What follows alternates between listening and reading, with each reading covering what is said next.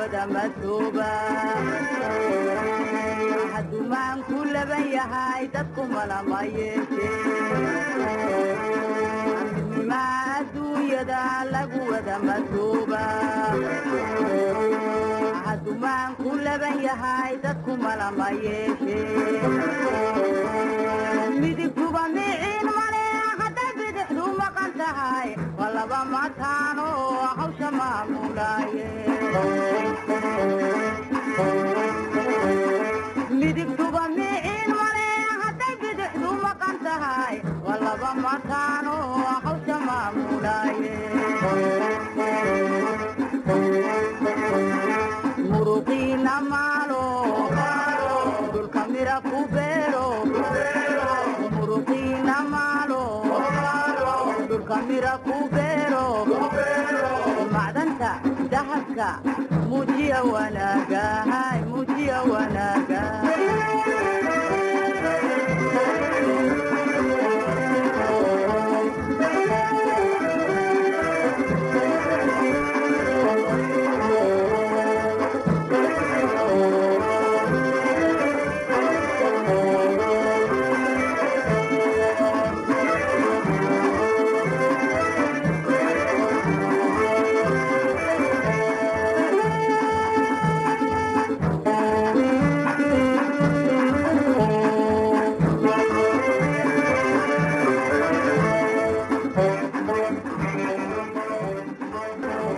To my understanding, the fallback in governance reflects the absence of cultures in this region. In fact, many educated and civic people from Hobyo and Galkayo cities were killed during civil war. When leaders left, knowledge gap came forth. Moreover, after ANSOM operation in Somalia, Galgaduud and Mudug regions became a no-go zone. While adjacent districts were promptly supported by international donors in terms of building public institutions and social infrastructure, it is clear that international communities specifically neglected communities in these regions with no indictment. Therefore, local authority formations are unsupporting of local initiatives. Everything was halkaasna waxa way beesha caalamku waa ciilaysay waxaan ka galana ma naqaan waxaan u dhibnana ma jiro annagu wadaan reecadadood. We Adado people understood that governance is very important to us, so we installed it. But unfortunately, other peoples in Galgadug were not concerned about this issue. Peace is life, and no one can survive without stability. Someone might consider Adado as a place exclusively for the Salaban clan, but contrary to this, one can find that the majority of people are from other places who came here attracted by stability.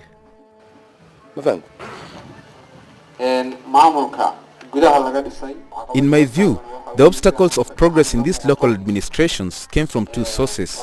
The first is lack of budget and financial systems.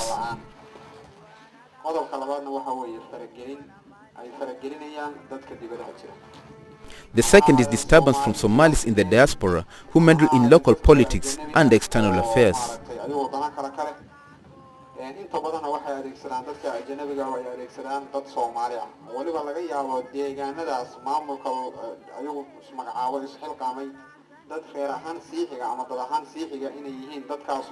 The Somalis who originally migrated from these localities became spoilers of local initiatives to form government.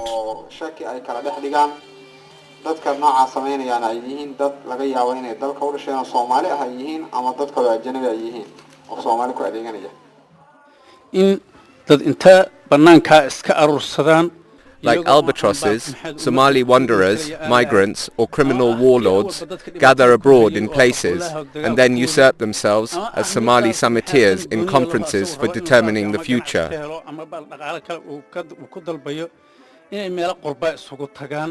Their sole intentions are to attain incomes or travel visas. As a result of that, the international community returns to Somalia with mismatched accords. in ay dalka waxay ku soo noqdaan ayagii oo aan dalkii while Somalis who participate in conferences dare not return to their original regions due to lack of support. I think this is what keeps us in a position of statelessness.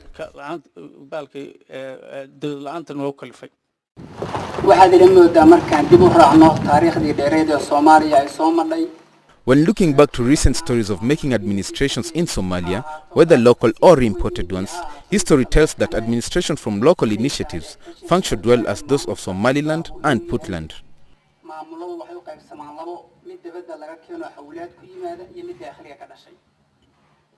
In some initiatives, new administrations appeared in central regions, but all others imported administrations, including those of national, region or district levels, ending in total failure.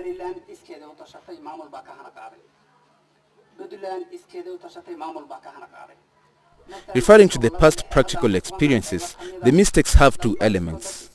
First, administrators do not come through consensus or elections.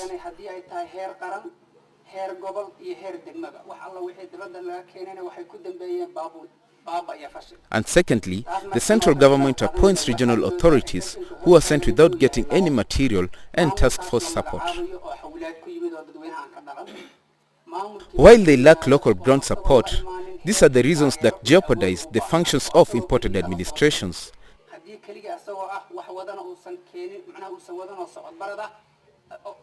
Thus, I recommend to everyone to support local initiated administrations instead of imported ones. Thanks.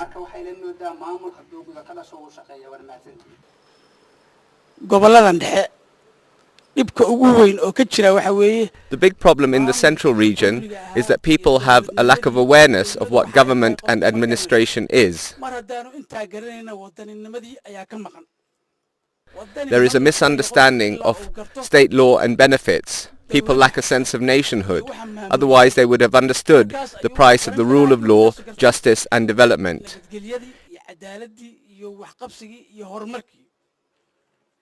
%80 of the current generation do not know the significance of the role of the state, and former civil servants have either passed away or are too old to govern. If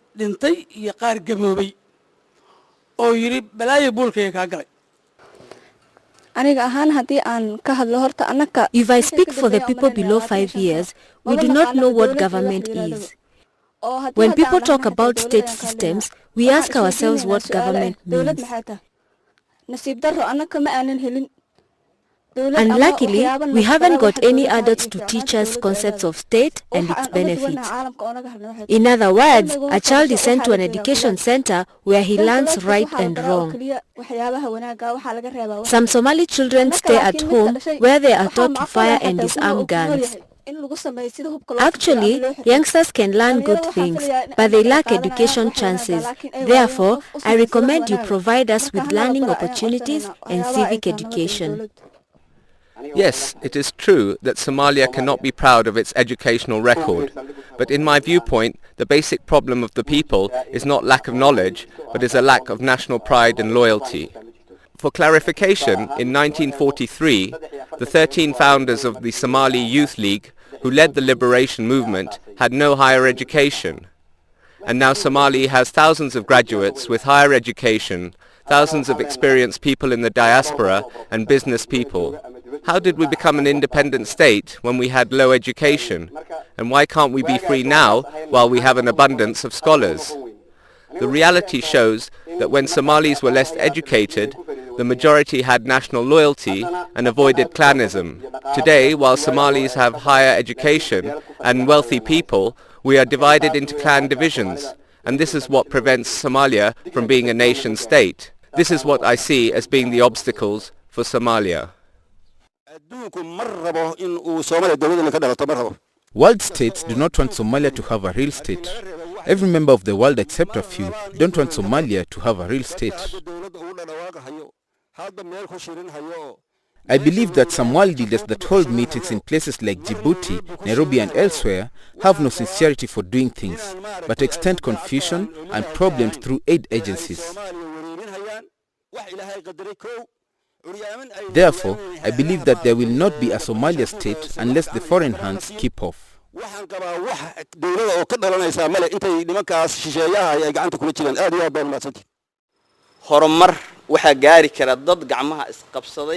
A mindful people with unity and self-reliance can develop their country, and then the world community could support those who support themselves. So let Somalis first do things for their own sake.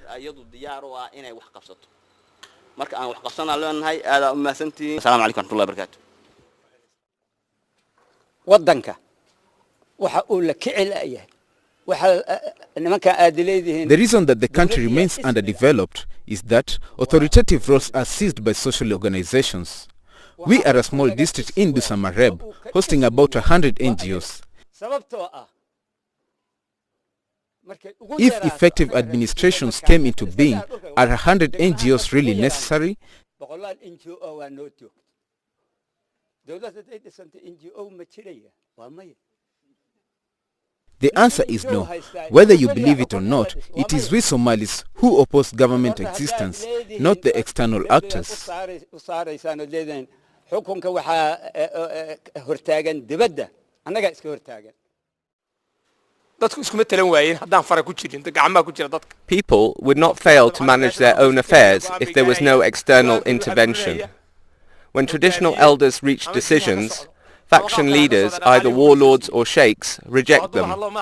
Faction leaders who get support of arms and money from external actors kill the advocates of peace. I suggest to the world to cease subsidizing the warlords who prevent people getting their desires.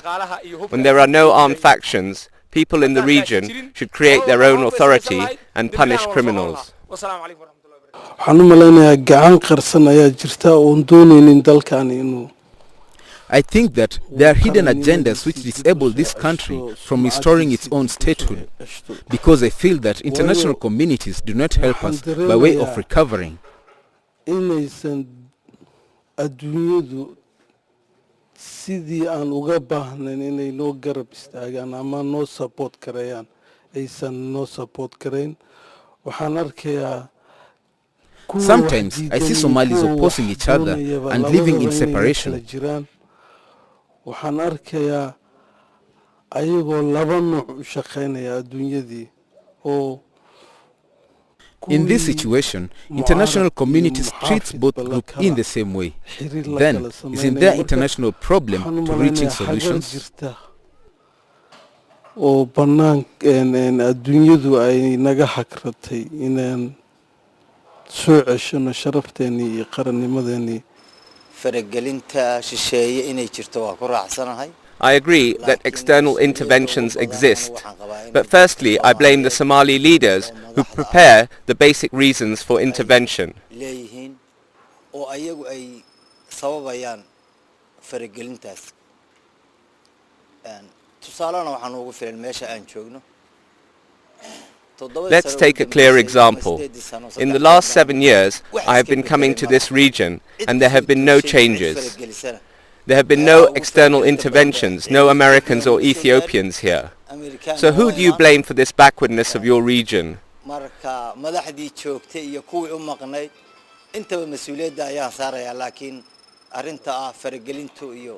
Those who burn and disrupt your locality are you yourselves.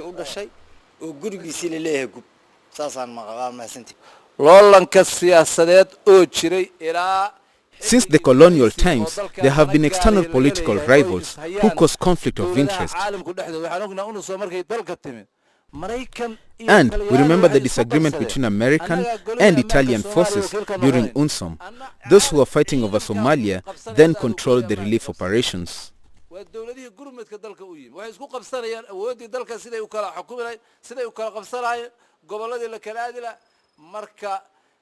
Meanwhile, in a country where such type of policies persist, the state collapses.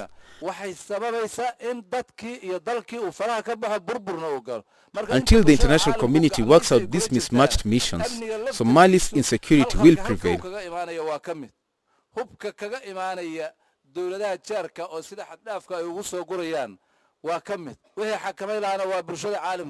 Influx of arms from neighboring countries like Eritrea and Yemen cannot be controlled by Somalis alone.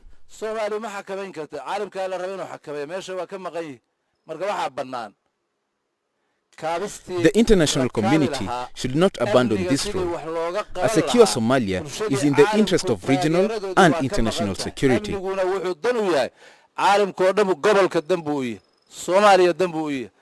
tuugaas fidnaynaya bulshada caalamka qabashadiisuna adduunku inuu wax ka qabto wax ka saacido marka maqnaanshaha ay ka maqan yihiin oo dhaqaale la'aanta caalamku ay ka maqan tahay waxay sababaysaa in fowdada iyo dhibaatadu sii saacido galmudug qariirad ahaan iyo deegaan ahaan hal saldhig baa ka dhisan. Development aid towards Somalia is not fairly delivered to all regions. There is no judicial infrastructure in Galmudug territory and only one police station with no furniture, which was built in South Galkayo. Somaliland iyo Puntland oo maamul goboleedna la mid ah gaadiidkii isgaarsiintii stationadii xabsiyadii dhammaan waa laga dayacay. Whereas the other regional states like Somaliland and Puntland were supplied with the necessary security and judicial facilities, such as infrastructure, vehicles, communication, salaries and capacity trainings.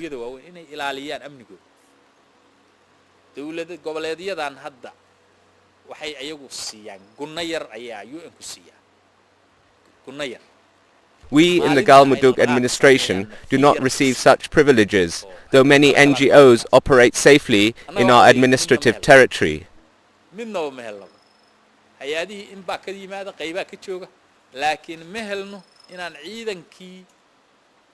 These are part of the challenges in Galmudug governance.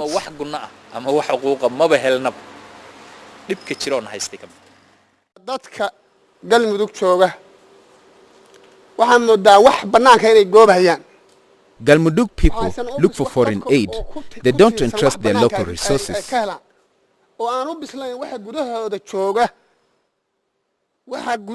Obviously, Galmudug is a large resourceful region and district, able to raise tax, which might cover administration salaries and running expenditures. Galmudug dhul badlaaran baa ka jira, gobolada ka jira, nidaam badan baa laga soo dhisay. We make our own financial income if we trust our land resources and good governance. من مدحوين من وزير من مدك ugu hooseeyo kulli halkaas aan ka soo saari karnaa aan qaba anigu dhaqaalaha lagu sameyn karo. waxa weeye Soomaaliya hub badan baa soo galay dawladdii hore hub bay ka tagtay. Evidently, massive shipments of arms flow into Somalia. ama dawladaha soo galaya ama hay'adaha soo galaya hubkaas wuxuu caqabad ku yahay amniga dalka caqabad buu ku yahay. And the former government left behind a huge arsenal of weapons. ama hubku waaweyn oo wax ku baabi'in karo amniga macnaha uu ku burburin karo inuu helo qof kasta wuxuu haystaa muxuu ahaa access uu heli karaa waa fuudahay inuu qofku hub helo.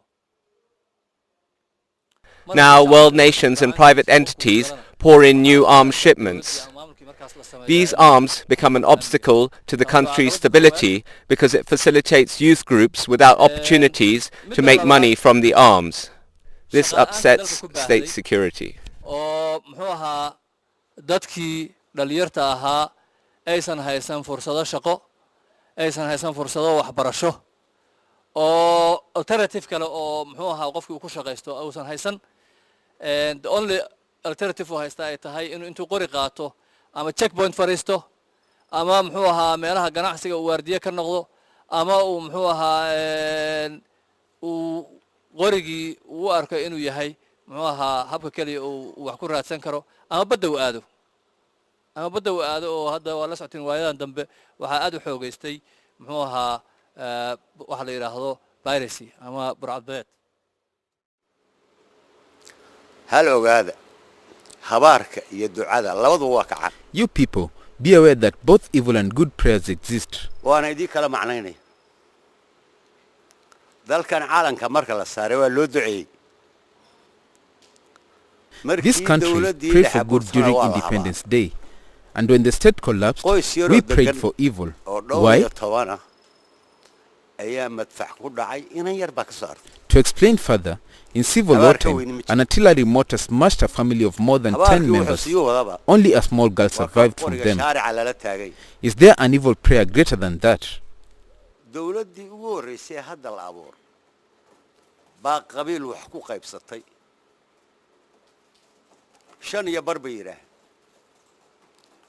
The evil prayer persisted, and there was gunfire in every street. Moreover, the first government formed in Djibouti shared social political power by 4.5 formula.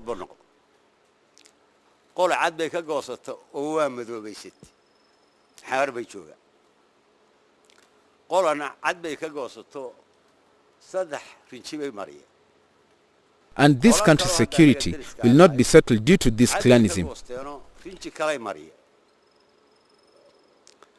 intaasiba way isku cadow nabadna ka iman mayso calanka googosad dawladda xaajirta had Evidently, the flag is parted in 4 pieces of different colors and purposes. All those who divided the flag are the enemy. Why does central government not assist regions in peace? And why don't regions help central government in trouble? It never happens because all of them are based on tribal doctrines and are intolerant to other views.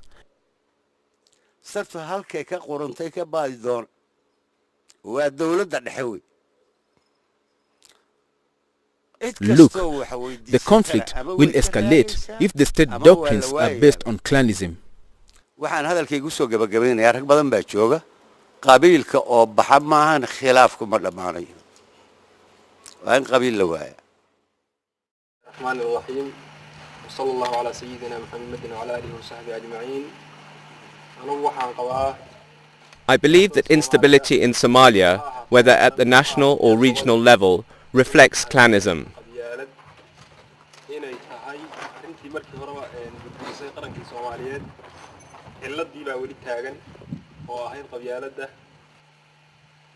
The clan doctrine destroyed our former state and continues to oppose the formation of the new one.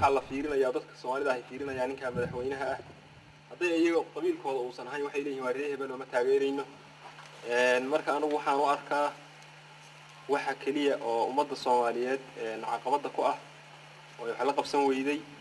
Every government formed inside or outside the country encounters challenges from the people who oppose the head of state because of clanism. marka waxyaalahan kale oo faragelinaha iyo shisheeyuhu ayaday adeegsanayaan qabyaaladda laftirkeedii inta Clanism is spoiling Somalia. Other things are a spin-off of clan divisions.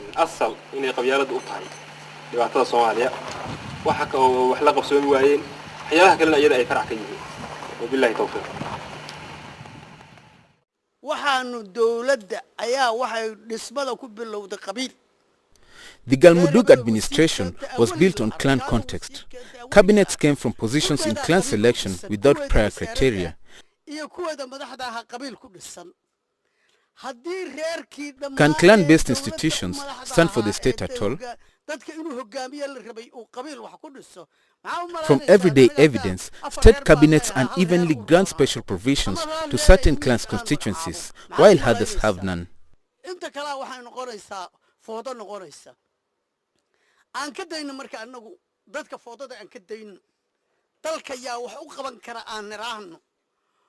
Aren't such acts deemed to end in state chaos?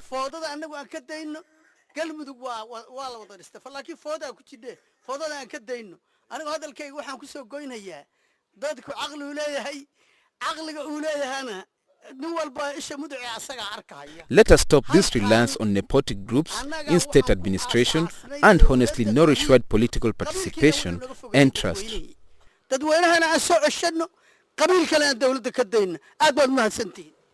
horta waxa jira maamul markii la dhiso waa in horta qofka capable criteria lagu soo doortaa khaladka la galay waxa weey criteria lagu soo dooro qofki there is no right person for that position. People in installing institutions need a selection criteria for getting the right people into the right position.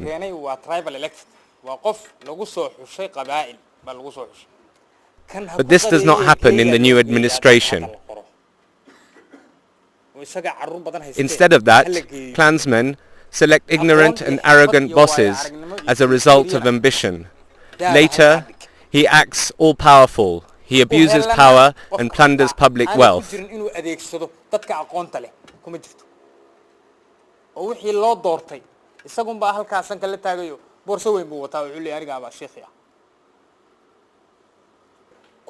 This phenomenon is the current obstacle to newly formed administrations.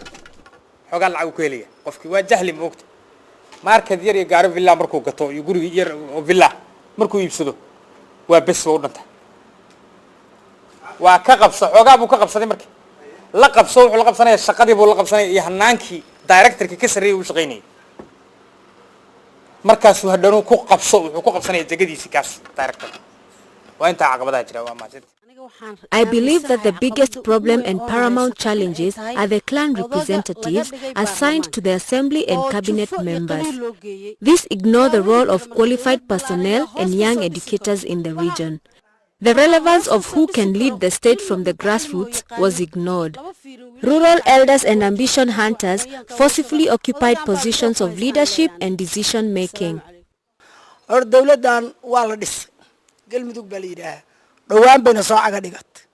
This new Galmudug state is in the building process, and it needs an internal commitment and international support to reach the goals of a fully functioning state.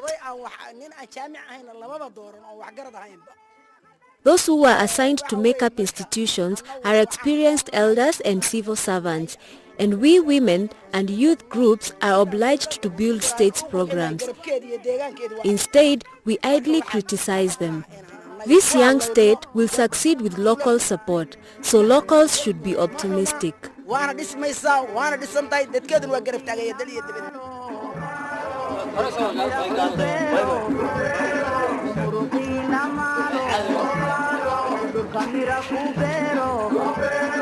macdanta dahabka muujiya wanaaga